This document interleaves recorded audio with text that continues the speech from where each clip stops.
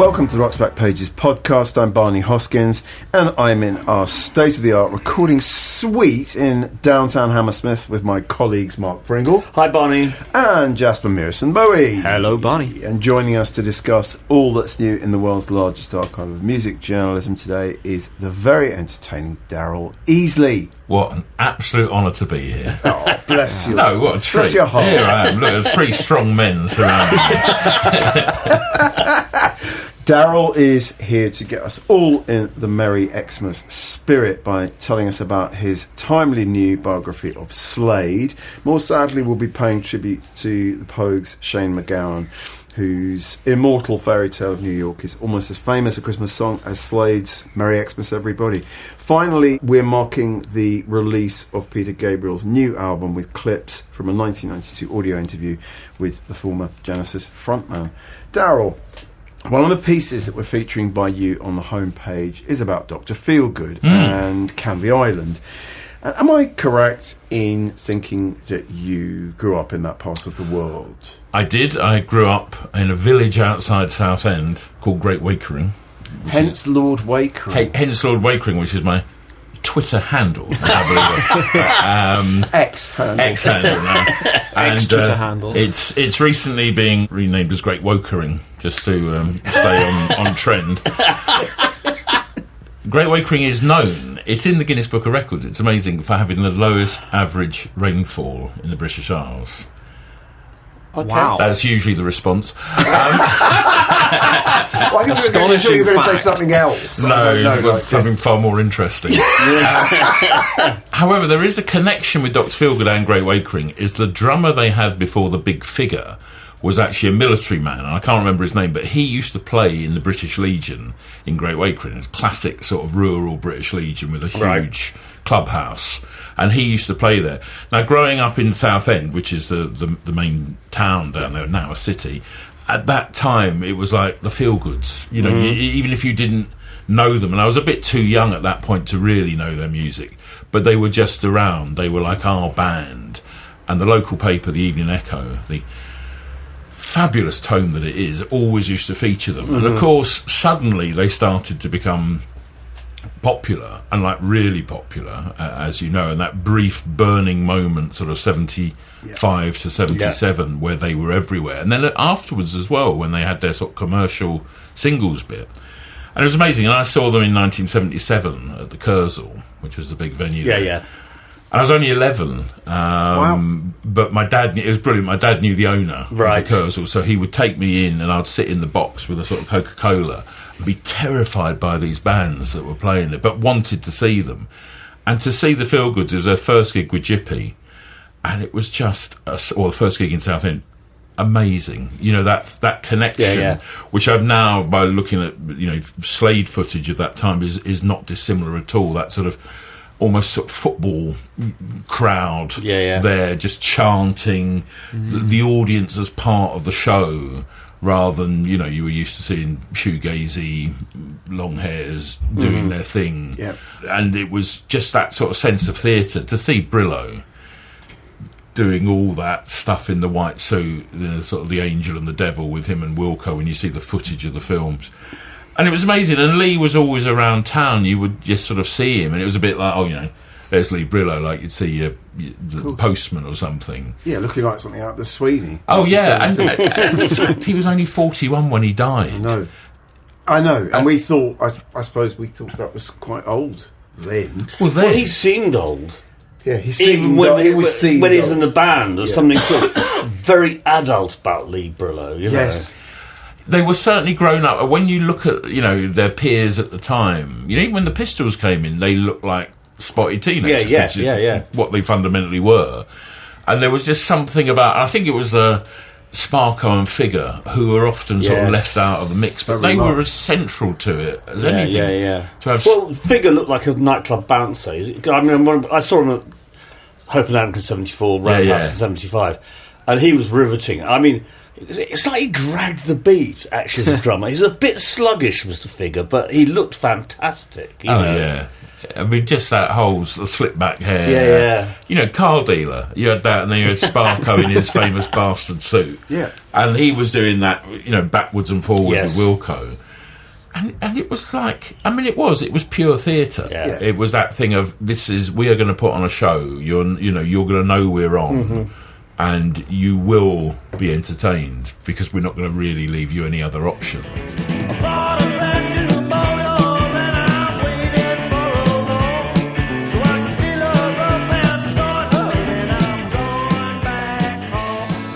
So it was a really big thing growing up, and I can say this now. I know it's a fairly confessional scene, your podcast, but I can still, if I really want to get a little sort of feeling of extreme discomfort, in about 78, I went to a restaurant with Mum and Dad, and obviously, in the 70s, you didn't really go to restaurants. You went to a Burnie Inn for your birthday or something like that. But for some reason, we were in a restaurant called Le Bistro on London Road. Le Bistro, very good. And it was the full candle. Was it Italian? Or?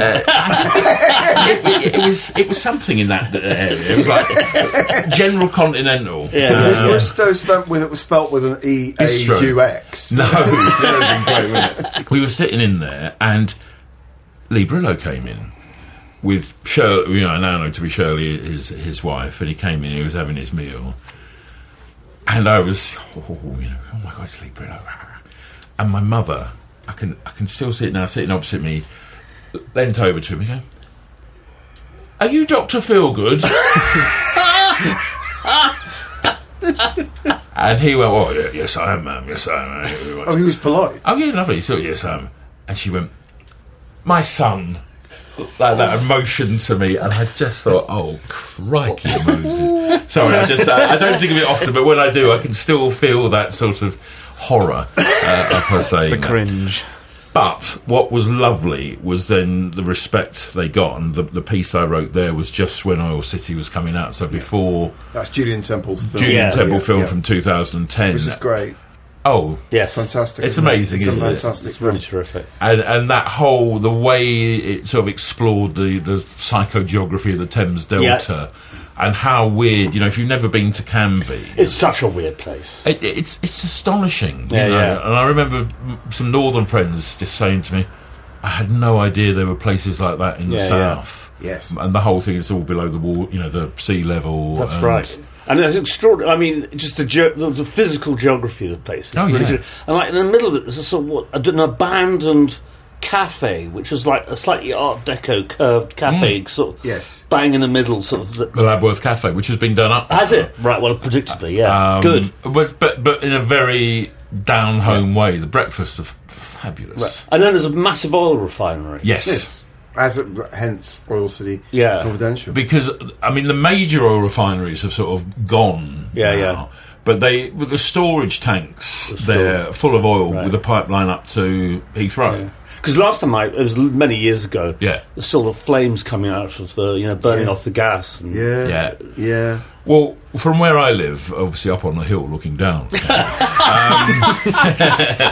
but it is amazing because at night it could be Manhattan. And I like to, or Vegas. I like to romantically think as I stare at the stars and look over the refineries. The other thing with Canvey is also these really tacky mansions basically built by gangsters. There are a lot of them, and they're hideous, but they are displays of wealth by people whose wealth is suspect, to say the least. Well, I couldn't possibly comment on that, seeing as most of my family live there. But the amazing thing is, that house on the mainland would be like £400,000 more, But it is amazing, and they are just crammed in. But it is brilliant because their little seafront there, the Strip, has got the movie Star Cinema. That's Star, as in Ringo, 2 R's. It's superb. And it is superb because it's like a really small family-run business. I think they run the arcades as well. And you can go and see a major film for £5. Right. And the popcorn's £2. And although it's a bit of a further drive, I'd much rather do that than go to the multiplex. Even though that is a multiplex, 4 little cinemas. Oh, it is a multiplex. And a waxwork of a stormtrooper when you go in as well. That's from Star Wars, not from a sort of college. Just to be clear. Not the local Tory MP. No, there are. Yes, that's another story. Moving on from that there. part of the work. Oh, yes. One of the things that I love about you is that you adore like 70s and 80s soul and disco, but you also like prog and art rock and the Fall. Yeah, I adore them. Can you explain that to us? I think working in record shops, which is what I did from 13 years old, does give you a broader taste. And I think working with older people, because obviously a lot of my friends were 5-10 years older, or people I work with, and that whole, that power of the recommendation, and I'm sure people say that to you in many different ways, it was so powerful. It was like, my mate Phil giving me Talking Heads, lending me more songs about buildings and food, and I couldn't believe it, which I might not have found otherwise, or then I might have come to them at once in a lifetime time or something like that. And I think there is also just something about Southend where it is quite a melting pot, and you could walk past places, and obviously you had the Riverman Blues, which you had everywhere. I don't know why I said Riverman Blues like that. I was trying to edit that out, obviously. No, but it was like really, everything was like, if you weren't sort of playing a version of Lou Lewis's greatest hits, you were sort of, out. So there was that. There was this psychedelic underground that was there that was really interesting, and then you had WOMAD, who were sort of quite a big group in that sort of early 80s revival that came out of the Leapers, who were a mod band. So you had all the things happened around several pubs there. So it did give you a broader taste. And the soul thing, it's Essex. And if you wanted to go out, you heard proper jazz funk, St. Luther, as we like to call him, the patron saint of Essex. And the Lacy Lady and the sort of... Well, that was Rumford. And Cortinas with people's names. It makes sense that your first book was about Chic rather than Dr. Feelgood. Furry dice. There's furry dice hanging from the rearview mirror. Yeah. It was there, and it's... many books have been written on it now, but the way Essex is portrayed and viewed by the wider world. But to me, that the furry dice thing and everything is undeniably there. It's part of it, and I really love it because I know I have friends who are like that, and I have friends who are art rockers, and I have friends and it's all that blend that's there, and I just think that worshipping of those great jazz funk records from like the late 70s into the 80s that a lot of people still turn their nose up at, and I just think you're missing a real treat here. You really are. Great. We're pretty fond we're of huge like Luther for a start. Probably the greatest voice, one of the greatest voices in popular music. Despite what you've just said, Chic obviously were in one sense very arty, weren't they? And the piece that we're featuring, you wrote for Mojo Collection 2001, Niall talks about how he was in London and saw Roxy Music, how seeing Roxy really shaped the way they designed Chic, right? But the other interesting detail here is how punk, to some extent, came out of the furry dice scene, but the London equivalent, the Sombrero, basically a gay club but a disco club, and all the first generation of punks would be down a Sombrero. So they came out of that, and then subsequently the Spandau Ballet lot also came out of that scene.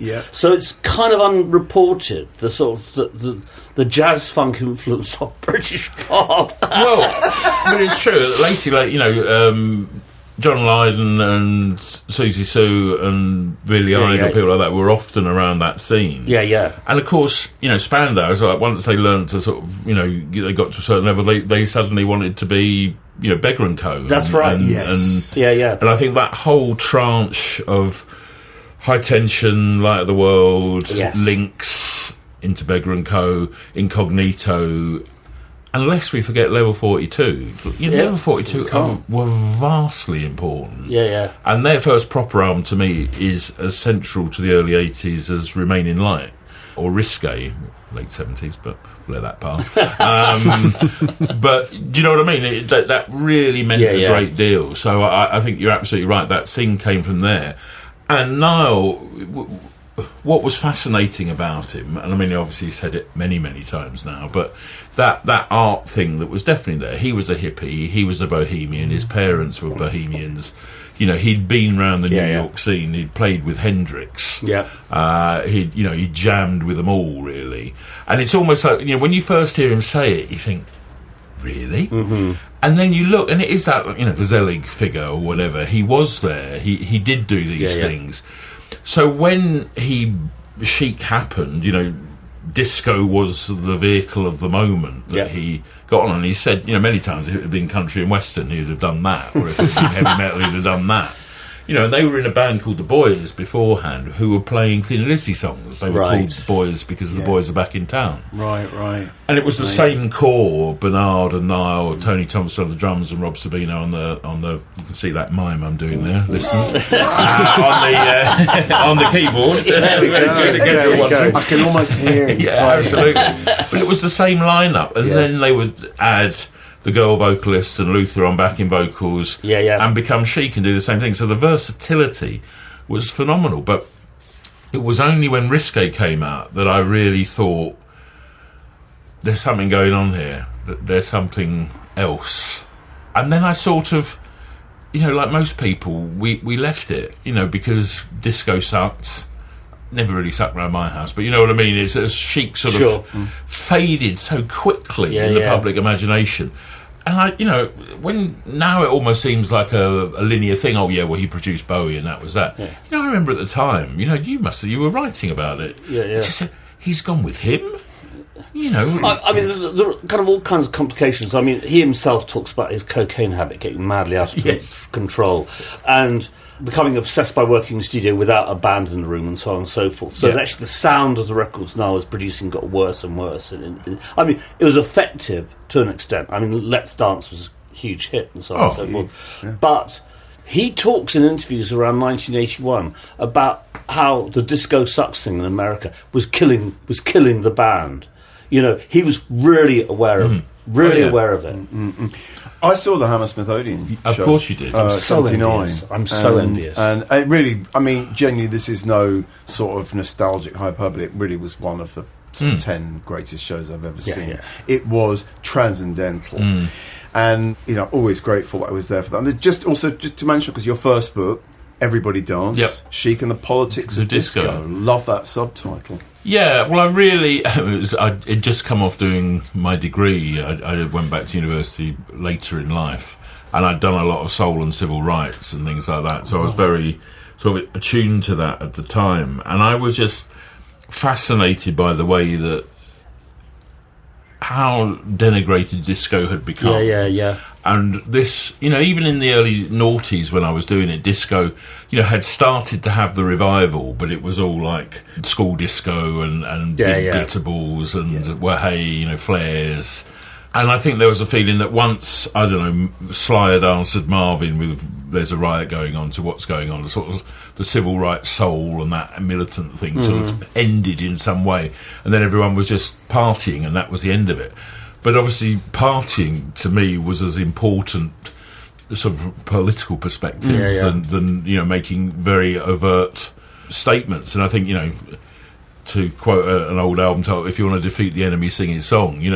They were positioned themselves right in the heart of Central America, which is why they wanted to stop it, because it was like, what's all these blacks and gays doing running up? Exactly. And having fun and having a good time. How dare they basically get to enjoy themselves. What is interesting is that when disco stopped selling big numbers, it actually became blacker and funkier. You listen to stuff from around 81, 82, 83. It's absolutely staggeringly good, And people like David Mancuso, putting on loft parties, were still keeping that stew bubbling away, but the broad mass of white America walked away from it, Absolutely. Again, we all know what it's like. We sort of think, well, July the 6th, 1979, disco sucked. That was a very specific, localised event. Which obviously was reported, but then it was a bit like the day after, that was it. You couldn't get a disco record made anywhere. And of course, Lip Sync, Funky Town, which is seen as still one of the good, was a year later. And Chic's Good Times went to number one after that.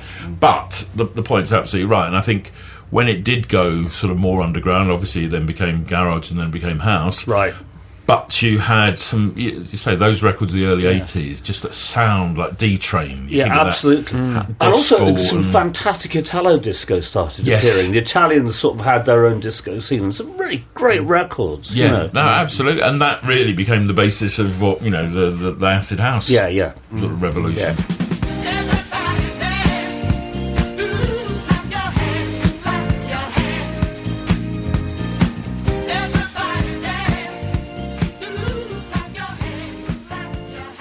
Why don't we jump from your first book to your new book? My new book, very seamless.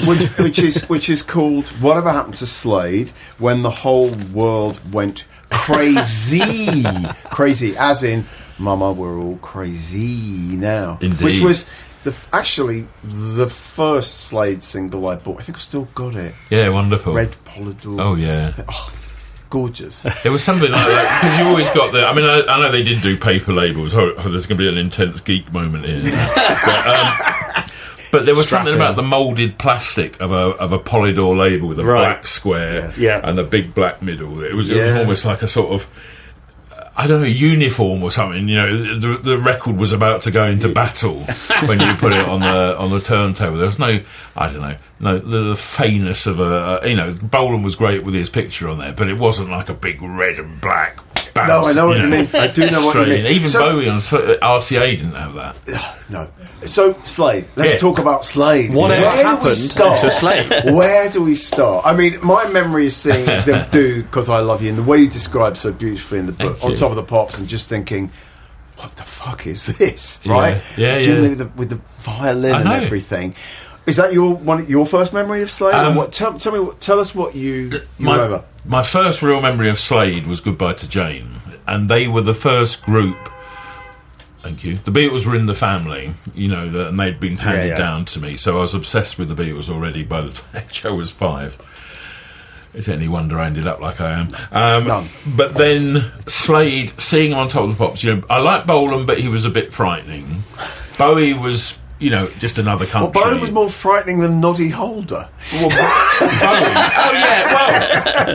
But I think that element of cartoon, Bowie, Bowie just felt older. I mean, obviously you're working in the mind of a 7-year-old here. Sure. Bowie just felt older and remoter and all of that. And you had this bloke shouting at you in a check, tartan suit with a top hat on, and then Dave Hill being Dave Hill. But there was Goodbye to Jane. There was a video. There was a company called Caravel, and a very difficult. I've really tried to research it. Maybe some of your listeners might know. Maybe even Caravel are listening. But that golden age of Top of the Pops needed a film. They needed something before the promos had really kicked in. So they would just go and sort of knock something up then it would, to be shown on Top of the Pops. And there was a thing for Goodbye to Jane where they were dressed in white coats running around Greenwich Observatory and sort of like pointing at things and being scientists and stuff like that. And I genuinely believed it. They're scientists. But I genuinely, never seen it anywhere else. And then there's one clip of it in YouTube somewhere, like this terrible, 10th generation thing. But at least it proves it was there, because I just thought I'd invented it. And when I listen to Goodbye to Jane now, just that excitement. There's one thing you have to do when you hear a Slade record. You want to get on your feet. Yeah. So I had the poster on my wall, Noddy pointing, an Anabas poster, and the big Anabas badge. You remember, you used to get them. Yeah. And his eyes followed me around the room, and I was a bit scared, but also delighted. And then it was that year, that golden year of all their really, really big hits. And, we didn't, obviously at that point I didn't really know about Don's car crash or anything like that. But what I do know, and this united me, I was having a chat with David Stubbs a couple of years ago, and I had to put it in the book, just that sense of disappointment when My Friend Stan only went to number 2. Right. It was like, I think I was almost in tears. It's this really bizarre feeling that they had. And the same thing happened with him. He felt exactly the same thing. So Slade were excellent, I think, at getting into that sort of niche between childhood and adolescence, a first taste of sort of real rock, if you like. Right. Which was to prove hugely detrimental to them, because they ended up sort of pleasing nobody. Right. Because no one quite knew who, to like them, and you wouldn't have had serious heads like yourself, apart from enjoying to stomp to them. It wasn't Dark Side of the Moon Man. I first remember them as a skinhead band. I'm by far the oldest person in this room. And opening melody maker, and there's a picture of this band all dressed as skinheads. And I was being beaten up every day at school by skinheads at the time. So this absolutely, I was going to have nothing to do with them. And they sort of disappeared for like 2 years after their skinhead thing. And then suddenly they're completely different things. Takes a while to grow your hair, actually. As you would know. The first of the Slade pieces we're featuring on our page is, in fact, from 1969. And it's Rob Partridge talking to Jim Lee and Dave Hill about being skinheads. Yeah, but it turns out they were fake. They were completely fake skinheads. Fake. That was what's his name? Chaz Chandler's. Chaz Chandler and Keith Altham, who was their press guy. Yeah, he was their first major press guy. Skinheads had become the thing, and they were reported everywhere. And Slade were trying to break through. They'd come from the West Midlands as the in-betweens, come to London and become Ambrose Slade, signed to Fontana. And they couldn't get a hit. They did some really interesting stuff. They'd spent 3 months in the Bahamas and absorbed all this American music. Right. So they're playing Born to be Wild in their set before it had been released here as a single. Okay. And that is the version of that on Slade Alive, of Oh, course. absolutely. And you listen to that, Slade Alive is another, huge part of their career. And they couldn't get a hit. Chaz came in, and obviously Chaz brought with him his sort of coterie of experience. Yeah. Suddenly, you had, they were a provincial band and all that, but suddenly, they're signed to the Gunnell Agency, and they got Keith Altham, and Gerard Mankiewicz is taking their pictures, and Dieter Hoffman takes their first skinhead pictures. And they had a drunken sort of evening. Wouldn't it be fun if Slade became skinheads? That's the way they were getting the papers. Keith said this to Chaz. I can almost hear the conversation. Woke up the next morning and thought, oh, God, what did I say last night? Yeah. Oh, no, they're not skinheads. They're far too nice to be skinheads, and their music isn't really anything to do with skinheads. That's right. No. However, Chaz said, well, why are you? I won't do the Chaz impression. He did come from Wolverhampton. No, he went, why are you? You've just been up to Barbers. No, I won't do the impression. Oh, God, no. Anyway, he'd taken them, and they decked them all out in their Crombies and their boots, and he'd taken them up Greek Street and had their hair cut. And he said, well, it's too late. He's done it. And Keith was thinking, oh, my God, what am I going to do now? But what it didn't sell them any more records, but it got them everywhere. Yes. And And there's this marvellous thing. I think they were playing a student union ball in Bristol or somewhere, booked as Ambrose Slade, and the last time we'd seen them, they'd all been shirts off and singing about, new beginnings and things like that. and then they're looking at the paper like, oh, yeah, so here's the band coming tonight. Oh, my God. And there they all are in their boots. So again, that marvellous press machine that they had then, it was in the papers, Bristol Students' Union turned down band want money for it and everything. It worked. But where it didn't work was musically. There's that great clip of them on the first time they were on telly, on a sort of kids-ish magazine show. And they're all dressed as, bovver boys, playing Martha My Dear, with Jim playing the most delicate violin pitch. It's quite tap-esque. With skinheads all over ringing. What's this shit? He's the virtuoso violinist who's in the Staffordshire Youth Orchestra, and they're playing Martha My Dear, but dressed as skinheads.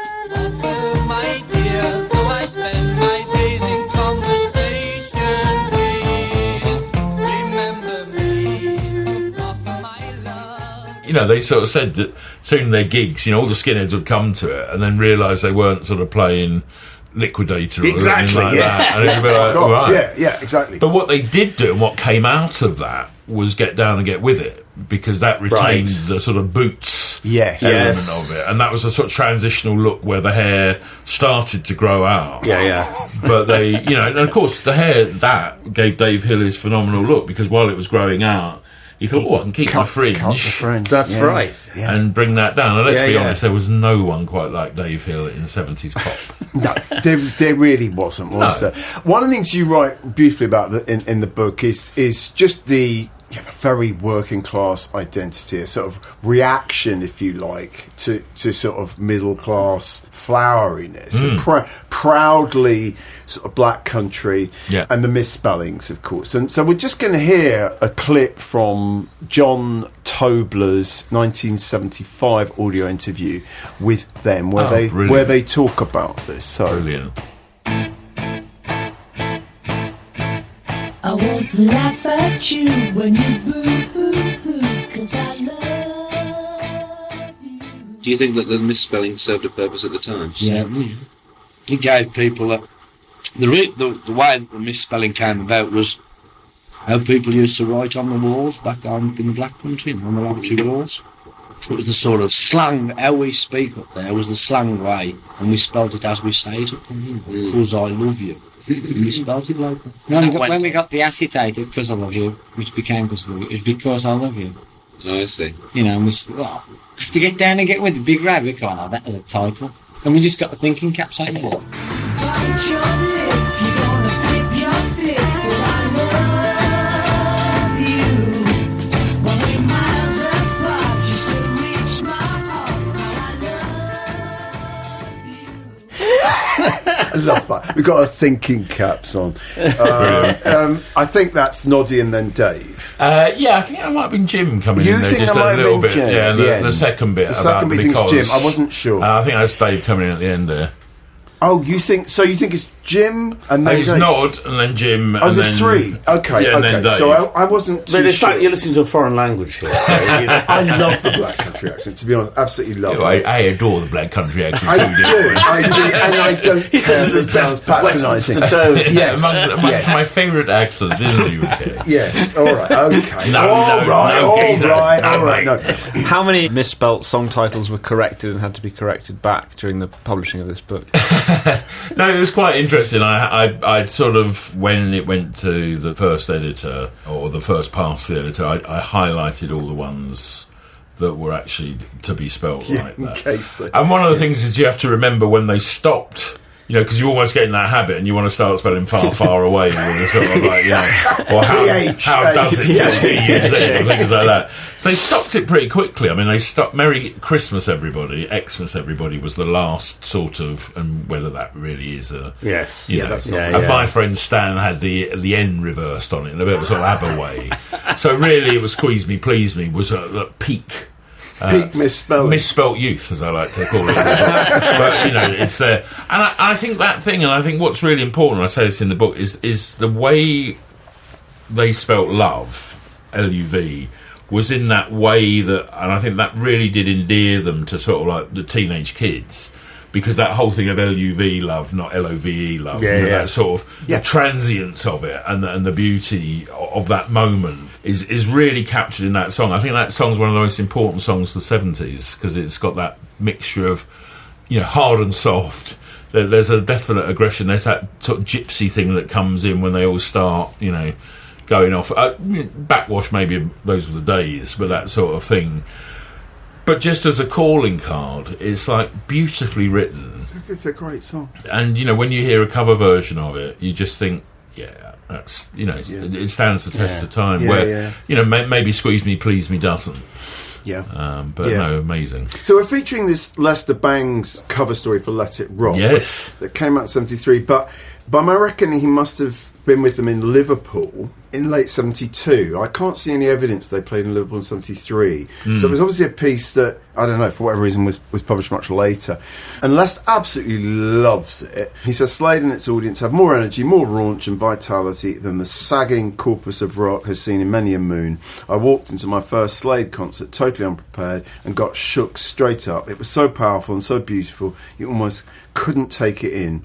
You almost had to leave the room.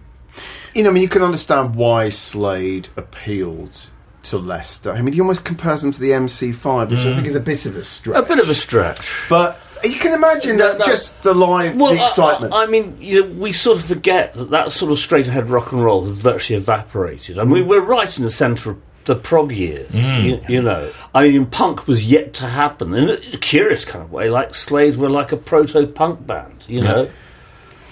Yeah, I mean, dare I say that? Well, no, I think you're absolutely right. Yeah, you'd probably find that someone like John Lydon liked Noddy Holder's voice. I mean, it's an incredible voice. Yeah.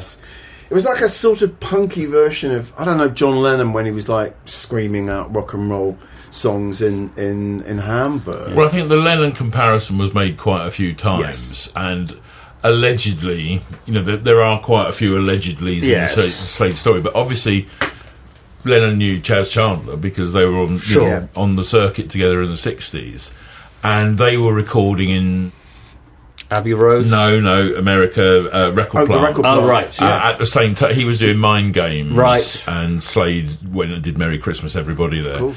And evidently he came in to see Chaz afterwards, after the band had gone, and heard on playback, and he said, "Who's that? He sounds like me." So, you know, it's a great good for business story, even not. But he does, when, you know, I think people think, and that's because they hear him a lot doing the shouting. Actually, he's got a very tender and expressive voice. And you know, How Does It Feel is a perfect example of that. Right. You know, he is a much better singer than people give him credit for. The other thing is, that I've heard from people who met him that he's actually one of the nicest people sort of around. And that sort of quality of likeability came through from the get-go. You talked about sort of someone being sort of magical or weird or whatever. He came over as a sort of nice bloke. Well, I've interviewed both Noddy and Dave, and all I will say is that Dave, who, as you've already intimated, is one of the most preposterous sort of figures in history pop, took himself a great deal more seriously than Noddy did. Yeah, and I think it's fair to say that, isn't it? I think, you know, the classic thing with Dave, and I've said this many times, he'll say, you know, he came up with that phrase, you know, you write them and I'll sell them. Yeah. And, you know, he would get dressed separate from the band because he knew Jim, especially, as I've said many times, you know, Jim always looked like he wanted to be in, you know, Edgar Broughton or somewhere else. He didn't want to really be doing that sort of thing. So it was Jim and H were the furthest apart in that way. Yeah. And, you know, he'd come out, and I think there was one time, you know, Noddy went through a phase of wearing big old Spiv tyres. Yeah. And then he walked out of one photo shoot because Noddy was in that, and then Dave appeared evidently dressed like a cockerel. and he said something like, I can put up with Arthur English, one for the kids, I'll put up with Arthur English here, but I'm not, you know, standing around here with that big chicken or something, and walked out. So there was always that thing there, but Dave...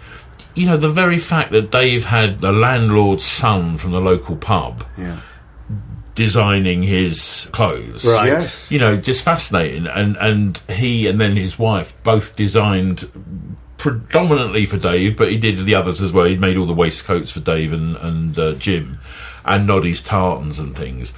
And it was such a unique thing. When you consider all the others were using, you know, the finest London boutiques, or Bowie was over in Japan or whatever, you know, they were using the Publican Sun, who would, you know, Dave would arrive at their terrace in his roller, or his Jensen, and then his roller, and you come out, you know, and there's one of my favourite tales in the book, Steve Megson, who's the designer, said they went backstage to see Bowie at Earl's Court.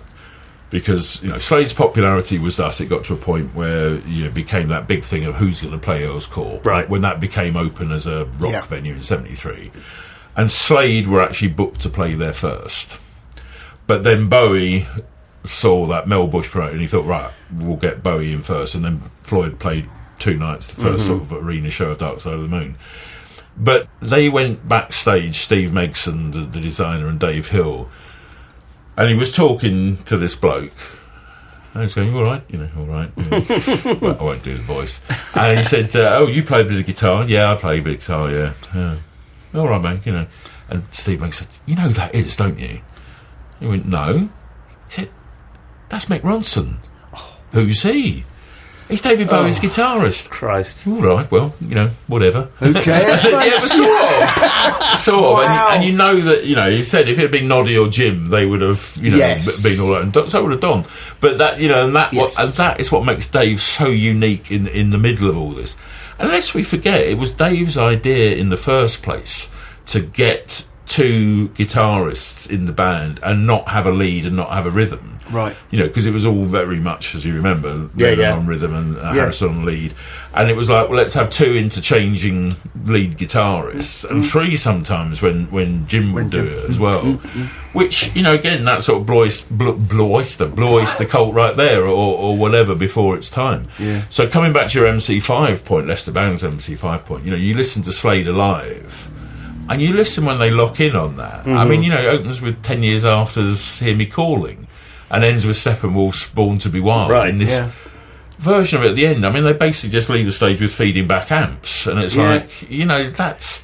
Yeah, it's not teeny bop. It's not teeny bop. No, that's right. And I think, you know, Dave, yes, of course, you know, he looks like that. I'm showing a picture of my book now, which is available at all the retailers. But his you know, but he did bring something unique, as all 4 of them did to the band. Absolutely.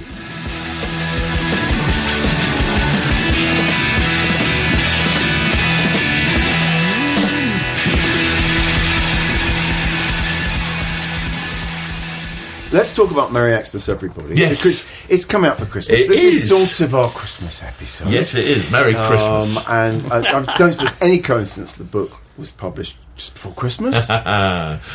So this is probably the most famous Christmas. The answer to the song. pub trivia question of which song has made it into the top 10 every year since it's been released, or whatever, every decade since it's been released. Maybe not every year, but, you know, it's done that every decade. It's got in at least once. Yeah.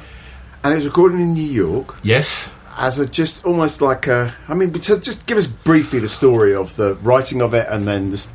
Well, it was two things sort of came together. Chas Chandler was always with an eye to furthering his band. I mean, he adored Slade. You know, of all the turns he'd had, it didn't end well with Hendrix. I mean, I think they stayed in cordial terms, but you know, once Electric Ladyland and Hendrix taking loads of time, he didn't want that. With Slade, you know, he followed a sort of textbook pattern. He got the number ones coming in Britain.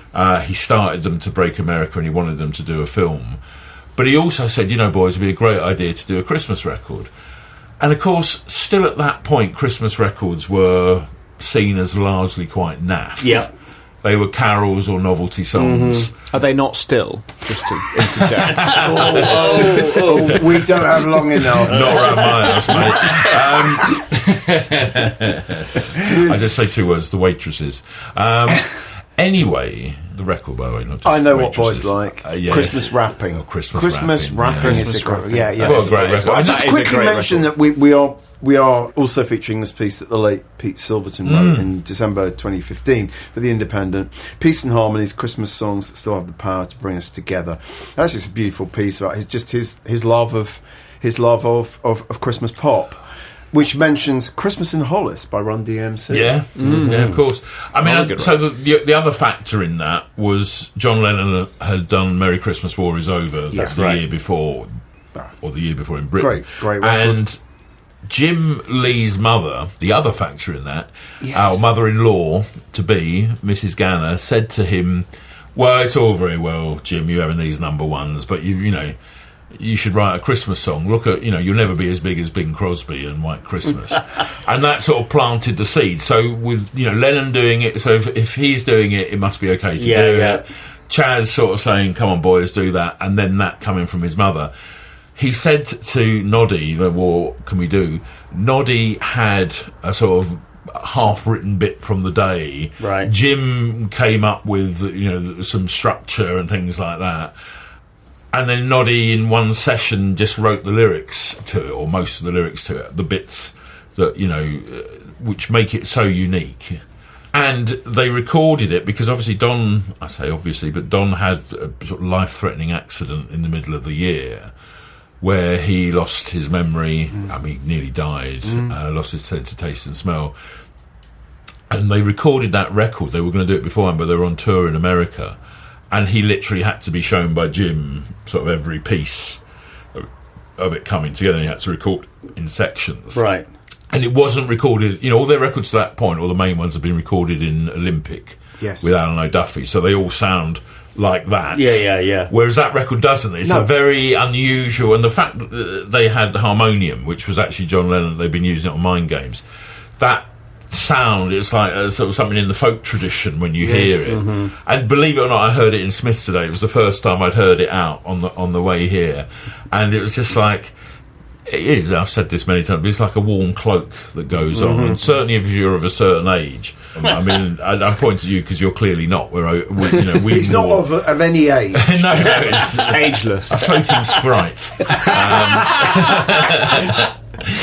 But, to me, that record is always going to be 20 to 1 on Christmas Day, because it's, waiting for the family to arrive, got some, we hope you got the room to spare inside. It's all that stuff that meant a lot to us then, that was so simple. It wasn't, silver spaceships or, anything like that. It was the Christmas we could all understand, and I think that's what gives it so much resonance today. And it's a great sing-along as well. I mean, of course, it's interesting what makes a great Christmas record, because there are obvious themes in terms of lyrical stuff and whatever. There are harmonic themes, as like, certain chords are quite Christmassy when following certain other chords and stuff. But is that warmth maybe is what makes a Christmas record sort of have staying power. Yeah, I agree, and I think it doesn't have, you listen to it, there's not a bell on it, there's no jingle bells, there's no sort of Christmas cliches on there. Very good point. It just lets the words and the music do the thing.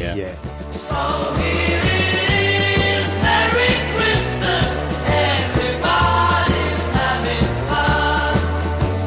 Look to the future now, it's only just begun. And yes, the harmonium sort of nods towards it, but that, there's nothing trite. It's just that it's whole a song. Yeah. I mean, that whole thing of Christmas as a time of sort of goodbyes and hellos and farewell. The new year is starting, and the optimism that comes with that. And I think that really does sum it up. And obviously, lots been written about in 1973 and 3-day weeks and power cuts and the time it was. Of course. Yeah. But of course, you put it in that context. Yeah. And also, what Christmas used to be. You used to. As a kid, certainly where I was out there in the driest village in Great Britain, we just prayed for rain a lot. But you'd have your Christmas present. David Stubbs says in the book perfectly. You'd have your Christmas present, which would last you to your birthday, and then you'd have your birthday present that would last you to Christmas. And that's like my niece. Your birthday is 2 days after Christmas, which is a bit of a fuck up. But it wasn't like this non-stop opulence that we've come to enjoy. No. When my kid, man, when my daughter was young. Christ. When my daughter was young, the things they give away free on comics now were sort of like the things, I'd have under the tree. Wow, this is fabulous. I know. And I think it's all tied into that piece. So I think people who are older feel that. People who are younger have that passed down, in the family. And obviously, it's lost ground to like Mariah Carey now. And of course, the Pogues. I have to say, I do love Mariah Carey's Christmas record. Oh, who Just doesn't? a big fan of that. And I love also that she's extremely self-aware about, because there's this whole meme about her being thawed out, like sort of government project to thaw out Mariah Carey every December, of like there's this sort of conspiracy that she's coming, December's coming, and Mariah Carey, and she did a video of herself breaking the ice that she's been frozen with a particularly high note this year. It is very funny, and I love that she just plays with that whole thing. And that is an outstandingly good Christmas song. No, it is, and I think that the knack, and Pete says it in his piece there beautifully, and I hope to do this, or I have done the same. I hope it maybe isn't as beautiful, but in my introduction of the book, that the trick of a good Christmas record is you actually look forward to it coming again, because you don't hear it all the year round like you would do, whatever Bohemian Bloody Rhapsody. But you sort of. People talk about Whamageddon. Oh, sod off! It's great. Let me hear Last Christmas, because it's just a lovely record. It's a wonderful Christmas time. Stop the Cavalry, even though is that the Christmas record or not? Discuss. But it's all there, and that's what makes it so fabulous. And you hear, and it's like hearing it in Smiths today in King's Cross. It's like, oh. Here we go. Yeah. You know, I've bloody listened to it all year and been analysing it for a book, but you hear it like the in first time context. you've ever heard it. I do think Whamageddon is a funny game. For the uninitiated, it's how long can you go in December without hearing Last Christmas? that's I brilliant. got, 4 or 5 years ago, I got to Christmas fucking Eve without having heard it. And then I was in a pub in, like, Brixham. I don't know, I was celebrating Christmas in Brixham for whatever reason. Christmas in Brixham. Christmas in Brixham. And we were at the pub, and then it comes on Christmas Eve, we're at the pub, and I was like, so close. So close. No, bring it on. Listen, we've got to move on from Christmas. We've got to go home now. So the last piece we're featuring by you is a 2014 piece about Mike Rutherford of Yes. Genesis, which is a very interesting interview about that group, and it brings us to mention, of course, of your 2013 biography of Peter Gabriel, Yes. Without Frontiers, updated in 2018, Yes. and of course to the release of Peter's new album, which I think it's I0 IO is how we say. I think. Right, let me just say that Output. again. Input output, yeah. Right, okay. Not, The release of not his- zero. The release. I'm just looking at my terrible Is it handwriting. 10? 10! Yeah, let me just It's say. like that 10. Wretch 3-2 or whatever. Children. To the release of his new album, I.O., which is why we've added our second audio interview with Peter Gabriel this week. And Mark is going to tell us a bit about Yeah, it. well, it's Adam Sweeting in July '92. Adam Sweeting and quite a lot of wind and trains going past. And we're not talking flat. And we're not talking flatulence. It takes place, obviously, at Real World Studios, hence the wind and the trains going past.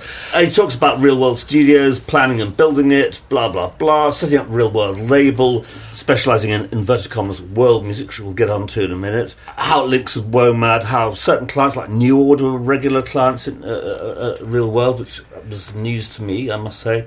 His new album is Us. His recording methods, talks extensively about being in therapy, the breakup of his marriage, Rosanna Arquette and the Playboy photographs. This crops up. Then he briefly talks about Genesis. Let's listen to the first clip on Genesis. The chamber was in confusion. All the voices shouting loud. I could only just hear a voice quite near saying, "Please help me through the crowd." I mean, I still think the reason that Genesis have survived is because it grew up out of songwriters rather than out of players. And there is a sort of difference in the way you approach the music.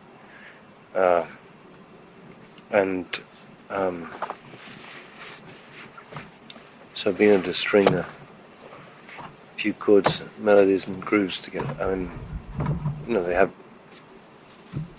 the advantage. I think that playing now is much better than when I was there. A few years to practice. Sorry? They've had a few years practice. They have too. Well, and also, you know, it's like Phil's drumming is a wonderful foundation. You know, Yeah. It's a great sort of fluid force.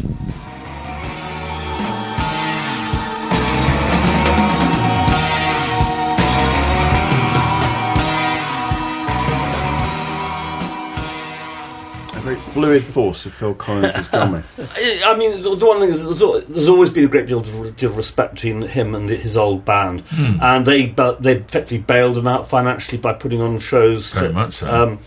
So there is still a lot of love. Rivetingly, he talks about his early love of soul music, seeing Otis Redding at the Ram Jam Club in Brixton, which is just like, you know, didn't Tony Keys go to that one of those shows? Certainly saw Otis. Yeah. Sorry, Tony Keys is a colleague and part of the Rock's Back Pages. He talks about surviving punk, which is actually a very good point, because a lot of his generation of artists were wiped out. And in fact, he came back with, like, Games Without Frontiers and so on and so forth shortly after then. Then, of course, he talks about world music. Let's listen to the next clip.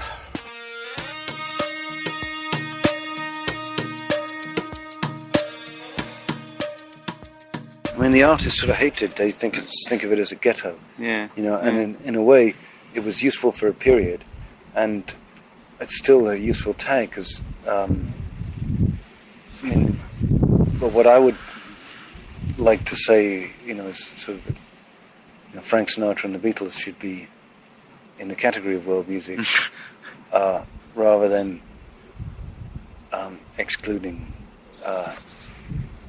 So at the moment, until those musicians and their records get equal opportunity in the record shops and the racks and in the radio, it serves some purpose.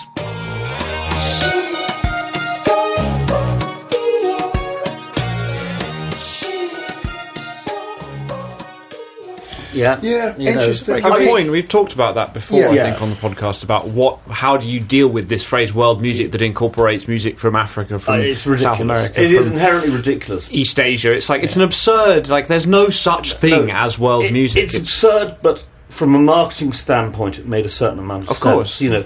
So it's one of those things that we all dislike it. But let's say, for example, on our site, are we going to salami slice everything into kind of... It's very difficult.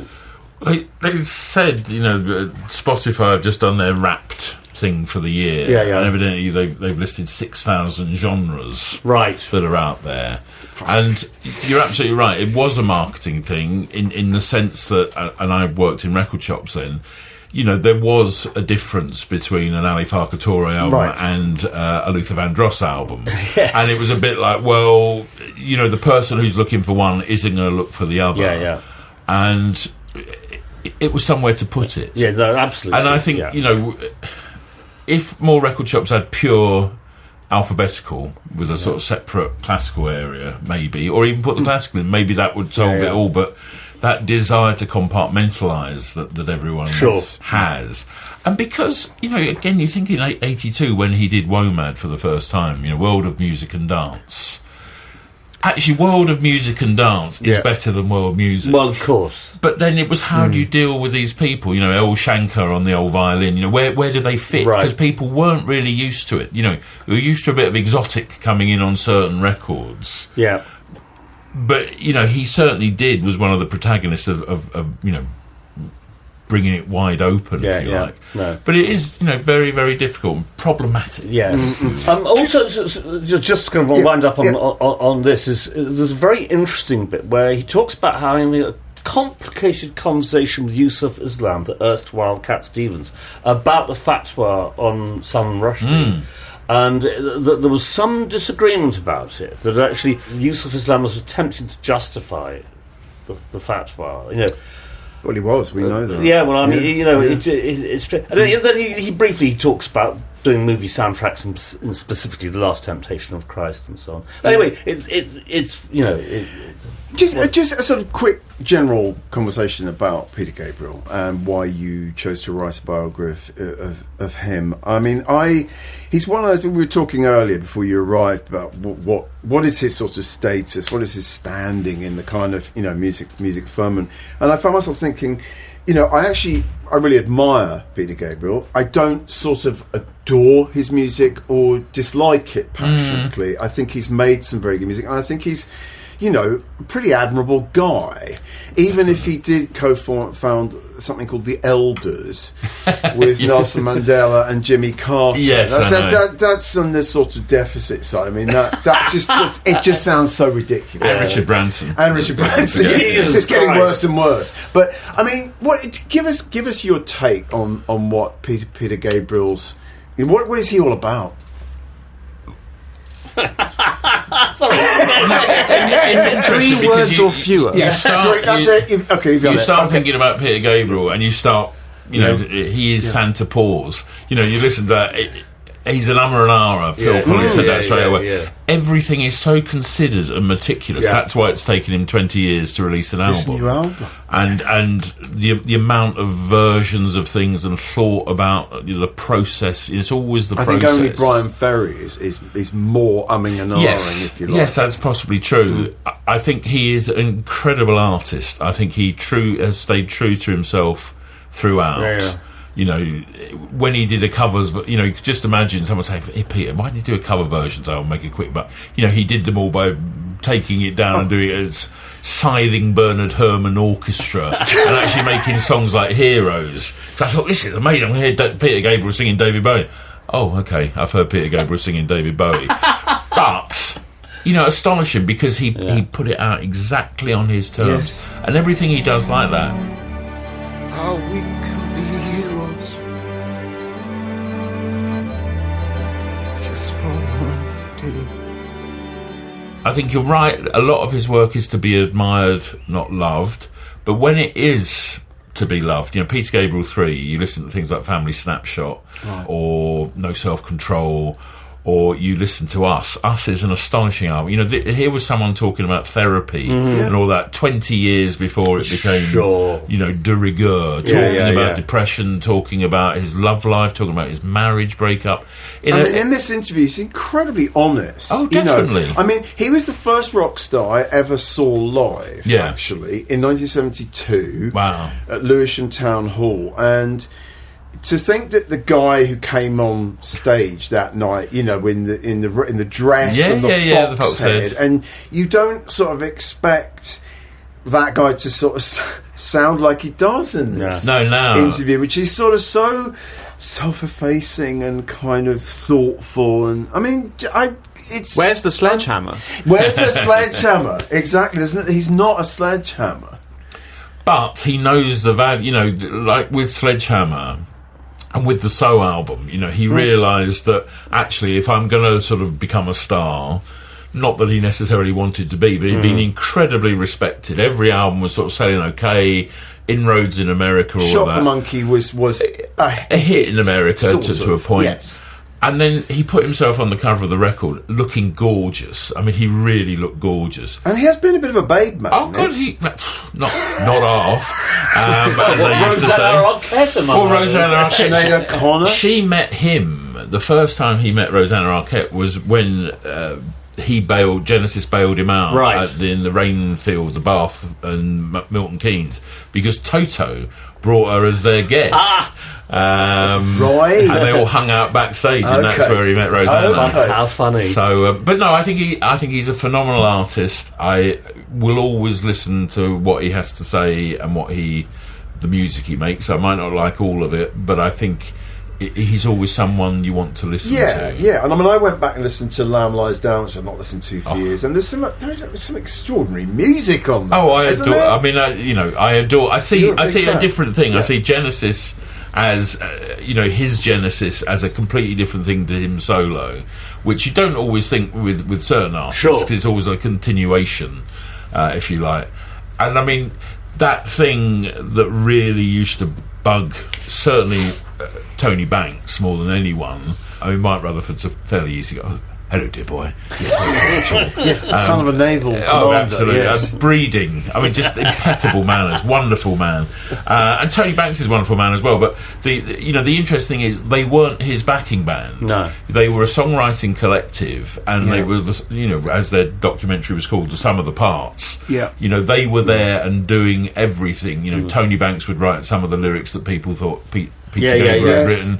That they were there, and often a point he makes in this interview very firmly. That it was about writing songs. It wasn't absolutely. Well, they wanted to be the Bee Gees. I mean, that was the thing when they came in and signed to Decca in '67. They wanted to be the Bee Gees. Right. They didn't really want to perform, and the whole idea, they were all terrified of performing. And if they could have performed behind a curtain, they would have done. And it was only he, out of necessity, because it took so long to tune up the instruments and the 12 strings and the mellotrons in between the numbers, started this dialogue, which then became the personas, and off we went. Yes. And it is so hard, as you say, Barney, when you see him now, considering he was so gorgeous, but he was so way out. Here's a man that's hardly ever done drugs. It wasn't like... He does talk about the one time he smoked weed in this. He fell through a bush on the way home or something. Exactly.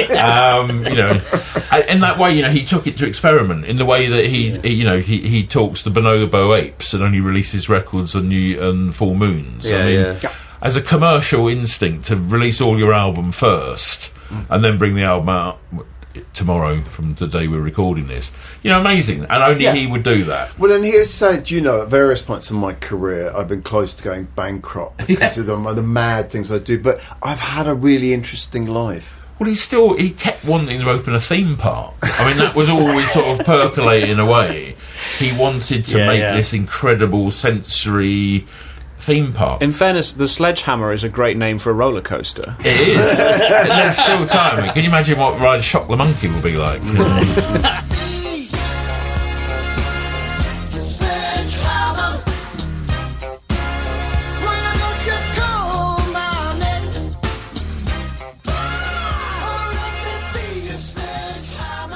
and then the lamb's lying down. Anyway, but coming back to that, the point you made there, Mark, about him surviving punk. I think he had that sensibility. Yeah. He had his eye on art. Yeah. In that way that Bowie survived it, and Robert Fripp survived it, and Peter Hamill survived you could say that Genesis did it by completely reinventing themselves as an entirely different band. I mean, a pop group, really. As a pop group with a lot of black influence in their sort of music. Yeah. Suddenly that sort of came out. But anyway. Yeah, we do need to talk about the final thing Shane. I'd just like to say on Gabriel, just before we do. You mentioned Otis Redding. If you listen to the first Charisma album, which is called Trespass, there's a song in it called Looking for Someone, and it's the closest prog soul you'll ever find. It's amazing because he is doing that whole wavering voice. It is just... Yeah. He's such an underrated singer. Is it the only prog soul track ever recorded? Oh no, there's others out there. See me afterwards for full details. Actually, I can think of the first couple of Yes albums had stuff which... Sweetness. Soul. There's definitely an element of prog soul going on. Looking for someone. I guess I'm doing that. Trying to find a memory in a dark room. Dirty man, you're looking like a Buddha. I know you well. We do need to talk about we Shane do. MacGowan. We only heard about his passing, not long before recording this episode, so we're sort of ill prepared, even though we knew he was very ill. And it's sort of weirdly ironic that it's Christmas time, Fairy Tale of New York.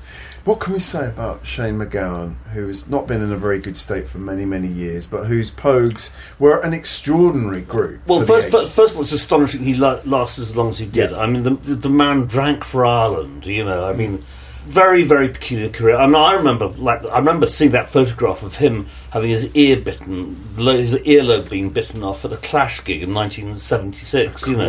And he had his first band, the Nips, the Nipple Erectors. What's good names for bands? The Nips and then Pogue Mahone, Kiss My Ass.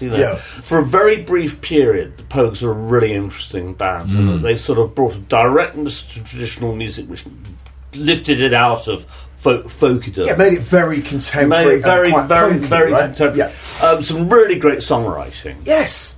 You Great know. I mean, the lyrics of like Fairy Tale, for example, he was an extraordinary writer. But he ceased being relevant as a musician hideously quickly, and that's entirely a consequence of his lifestyle. Yeah, I think it's so sad, really. I mean, he had so much more great music in him, and he really has been like a ghost. Right? Occasionally, you'd walk past him on the street, and it was like walking past a sort of ghost. Did the Pogues mean anything to you?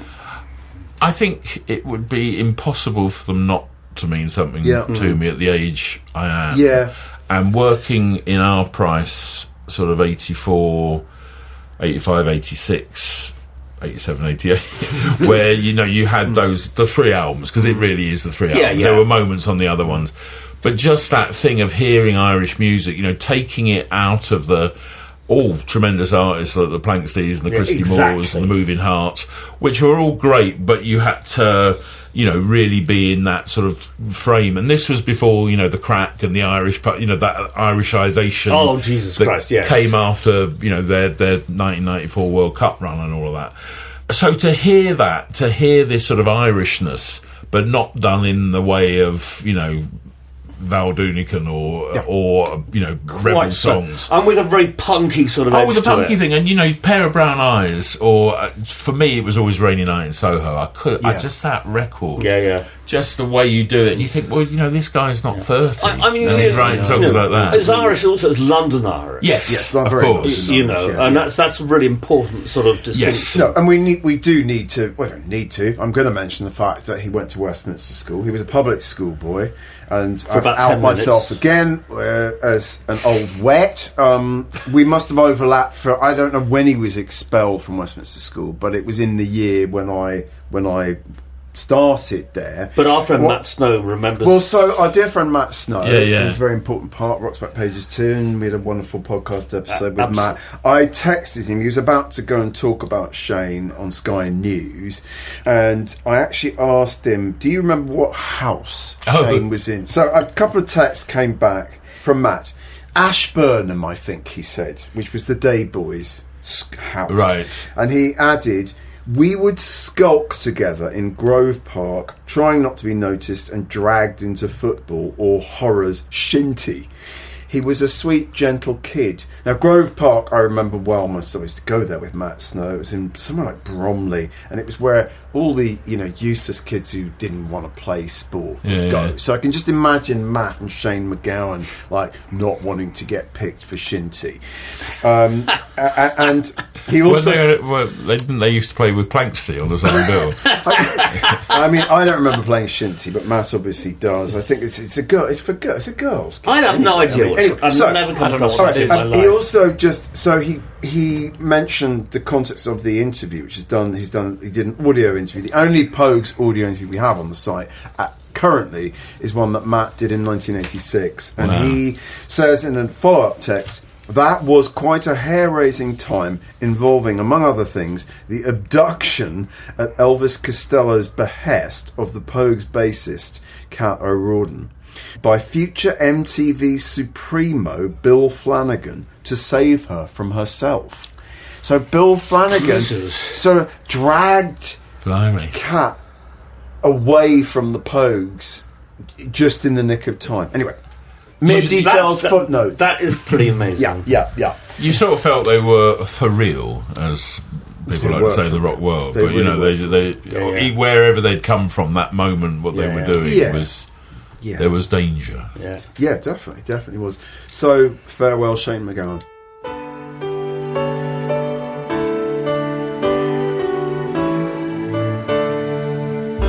There was Christmas Eve, babe, in the drunk tank, an old man said to me. At this point, we're going to hear about just a handful of pieces out of... Just a couple of things quickly. This is Elton John interviewed by Ben Edmonds, Cream, 1974. It's absolutely fantastic interview. I do love an Elton John interview because he's just endlessly entertaining. Yes, one thing that depresses me is there are so many successful people are so fucking miserable with it. It's so important to have fun with your success. Jesus, I spend a lot of money. I can afford to spend a lot of money. But I spend it on other people. And I spend it having a good time. Those people who are so miserable with success, most of them just become recluses. I refuse to become a recluse. If you shut yourself away, that's the beginning of the end. How about this is half this in italics. You have to keep up with things, see what other people are up to. You have to. And he always has. Oh, definitely. He always has. Then he says, records fascinate me. I could just watch a record going round and round for hours. That's what I used to do when I was a kid. I'd watch it go round. I couldn't believe it. The label. Any record with a good label was an instant winner, which we were talking about earlier. Yeah, exactly. That for me is the magic. I mean, tapes are all right to take around with you, but there's no magic in watching a cassette tape. Which is fantastic. I'll skip the rest of what year was that? 75? 74. In Miami and Atlanta. Great thing. And this week, just very briefly, this is Eternal's Kelly to Sylvia Patterson, Enemy, Who? 1995. Kelly, K-E-L-L-E, right? I'm not over familiar with the precise membership of Eternal, but that's, but... This was post Louise leaving. It was post Louise leaving. And she's... and this is great. They have a real row because Sylvia Patterson keeps asking them sort of questions about what they believe and what they think, which they aren't used to. And apparently, at the end of it, they've all got their heads on the table, just which boardroom it was, looking exhausted. And the press officer comes out and says, "You really fucked them up," Anyway, and Kelly says, "You're asking questions, but all the questions people have in their minds are answered in the Bible. Like, why does the sun come up? And why do I breathe at night when I'm not thinking about it?" It's really cutting edge music. It's absolutely fantastic. Wonderful. Yeah. Do you have anything? I do, and hilariously, it actually continues the Bible theme. Tenacious D live at the Astoria in London. Ian Winwood in Kerrang on the 20th of July 2002. Outside the Astoria on the Charing Cross Road, Filthy Phil the Preacher is holding a Bible and a broken megaphone. Actually, he says, you'd better just call him Phil the Preacher. Phil the Preacher is a middle-aged man with big teeth and no hair. He's smoking a yellowed roll-up cigarette and looking nervously around him. Protesting in defence of the Lord and in prosecution of tonight's concert, Phil is not to everyone's liking. A ticket holder has just wandered up and smashed his megaphone. You're a wanker, mate, says a fan in the queue. What's the problem, Phil? Have you ever read the Bible? Yeah, sometimes, not for a while. Well, then you'll know that the truth comes through Jesus, and what you're going in there to hear tonight isn't the truth. So that's Tenacious D live, and it's a funny review. And I mean, Jack Black is a funny character. Whether you think Tenacious D is a funny band or not is another question. I think there's a sort of very particular brand of rock humour, but you know, they have their moments, and Ian Winwood enjoys it. For this night it's good and somehow fitting. As music has improved, rock stars have declined, replacing their bloody noses and short-term memory loss with empathetic and wounded introversion. If only for a night, and if only in an act, it's nice to hear something about fucking and sucking and raging and rolling. Something where stupidity is a thing to aspire to. You know what they say about London, says Jack Black, shining with sweat after the set. They say that if you can make it there, you can make it anywhere. It's a place so good they named it twice. That's very good. Well, nice place to end the episode. Thank you so much for joining us today. Oh, it's been an absolute treat. Thank you so much for It's asking huge me. fun. Thank you. Please, Really, really a lot of listeners, fun. rush out and buy Daryl's books. Particularly, whatever happened to Slade when the whole world went crazy? Published by Omnibus Press. It is the perfect by Bob perfect Geldof, Christmas no gift, less. isn't it? I mean, in fact, the only Christmas gift. to The give. absolutely only one. The only one. In the shops. Don't bother with anything Don't look at else. that Barbara Streisand book or the Britney Spears one or any other book. Go straight by this to one. Slade. No, it is for fans and for people with a general interest in popular music. And careful listeners will have heard the occasional thump. It's a weighty tone. Yes. You can't put this book down without the table. The table vibrating. He started again. No, I'll stop. But, no, I won't say anymore. What a treat. Thank you very much. bless. Enjoy. Fantastic. If you've enjoyed this episode, listeners, please follow our podcast on Spotify, Apple Podcasts, and whichever platform you use. And do give us a review if you can. It really helps. And we'll be back in a couple of weeks. I rehearsed that 20 times. And now you're laughing at me. Sorry. It really does help. We'll be back in a couple of weeks with Barbara Ellen of NME fame. That'll be our last episode of the year. And this is our cue to say goodbye. Goodbye. Bye.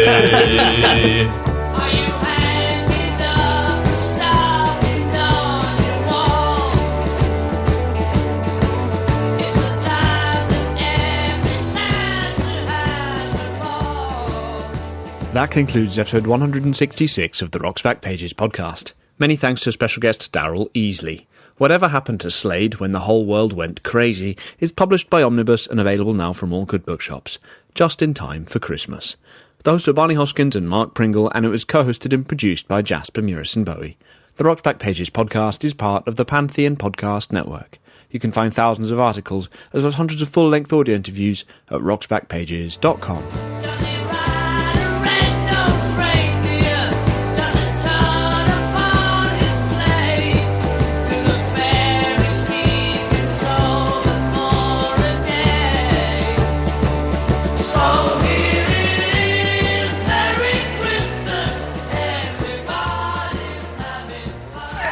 Fantastic. That was great. Thank you very much. A lot of fun. Thank you.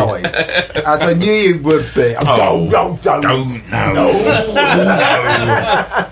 But it was absolutely just a joy. Thank you. Joy. A lot of laughter. A lot of Laugh. Christmas laughter. Well, that's it. You know, Yeah. It's not even December yet, is it? Do you press record? Christmas starts earlier every year around here.